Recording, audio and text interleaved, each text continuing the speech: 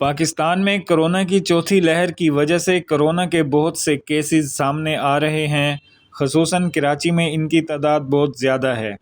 خدارا اپنا اور اپنے بچوں کا، اپنی فیملی کا خیال رکھیں، حفاظتی تدابیر اپناتے ہوئے ماسک کے استعمال کو یقینی بنائیں اور ہجوم والی جگہوں پر جانے سے گریز کریں۔ اس حوالے سے دیکھتے ہیں کراچی سے 94 نیوز کے بیورو چیف توقیر شاہ کی رپورٹ۔ اور عوام جو ہے وہ ان کے کن کن رویوں کو ان کو سامنا کرنا پڑ رہا ہے۔ السلام علیکم۔ وعلیکم السلام بھائی۔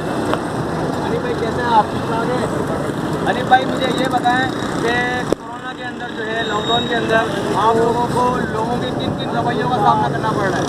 رویہ یہی ہے، کسی کا اگر چلان کرتے ہیں، کسی کو منع کرتے ہیں کہ بھائی ماسک پہن لو یا ماسک لگانے کا پوچھتے ہیں یا چلان کا پوچھتے ہیں تو لوگ ڈرا دیتے ہیں کہ یار پہلے ہی لاک ڈاؤن لگا ہوا ہے، آپ ہمارے ساتھ زیادتی کر رہے ہیں۔